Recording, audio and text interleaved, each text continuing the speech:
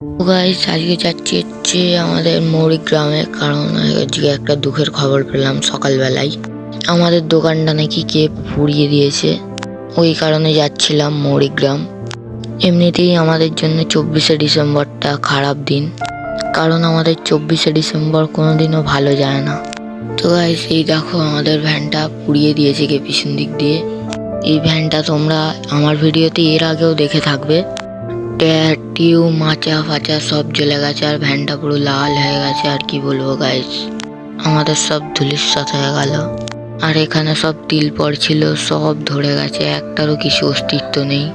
আর guys আগুনটা ওই গাছের ওপর অব্দি উঠেছিল, তোমরা দেখতে পাচ্ছ গাছটা জ্বলে গেছে পুরোপুরি ভাবে। তো আর আমরা তখন গেছি, এখনো দেখো টায়ার থেকে ধোঁয়া বেরোচ্ছে, মানে টায়ারটা এখনো জ্বলছিল। আর এদিকে ওদিকে সিসিটিভি আছে, মনে হচ্ছে ধরা যাবে। ওই দেখো ওখানে সিসিটিভি আছে সব রকমের, যতটা মনে হয় ধরা পড়ে যেতে পারে যে এরকম করেছে। তারপর এখানে মাসি ফাসিরা, তারপর ভানু দিদি এরকম সবাই মিলে কথাবার্তা বলছিল। তো আমি ওদের কথাবার্তায় না থেকে আমি এদিকে চলে এলাম, কারণ আমার কিছুই ভালো লাগছে না। এই ইঞ্জিন ভ্যানটা অনেক কষ্ট করে লোন নিয়ে কেনা হয়েছিল, গেলে 70-80 খানা পেটি ছিল খালি। তো এখানে সব স্পক ফক পড়ে আছে, মানে এর মধ্যে সব ঝুলিয়ে রাখা হতো, এইগুলোই খালি বেঁচে গেছে। আর কিছু থালা বাসন বেঁচে গেছে যেগুলো এখানে থাকতো। আগুনটা অত দূর অব্দি চলে গেছিল, দেখতে পাচ্ছ সব জ্বলে গেছে, সঙ্গে এই গাছটাও জ্বলে গেছে। তারপর আমি দোকানের ওই স্তূপ থেকে পেলাম এই গণেশের মূর্তিটা। এইটাও পুরো একদিকটা খারাপ হয়ে গেছে, দেখছো তোমরা। তারপরে এনারা এসেছিল, এরা হচ্ছে থানার বড় বাবু। তো এরা হচ্ছে এসে সিসিটিভির ফুটেজ দেখছিল। প্রথমবারে মেন কথা, যেই ক্যামেরাটা আমাদের দোকানে পড়বে ওই ক্যামেরাটা মানে বন্ধ ছিল।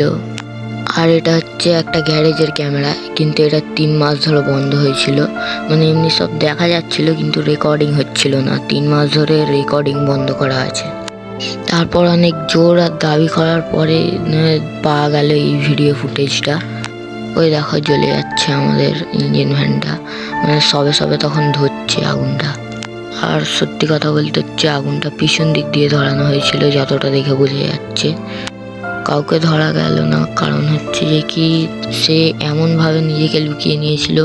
এই যে তোমরা পাঁচিলটা দেখতে পাচ্ছ, ওই পাঁচিলটার ওই ধার দিয়ে নিজেকে এমনভাবে লুকিয়েছিল যে তাকে দেখাই যাচ্ছিল না। তাই পুলিশ কিছু করতেও পারলো না, তাই আমাদের ঘরে চলে আসতে হলো। আর কি বলবো, তো আমরা ঘরে চলে এলাম ব্যাস আজকের জন্য এইটুকুনি। আর কি বলবো, আর কিছু বলার মতো ইচ্ছে নেই আমার, ব্যাস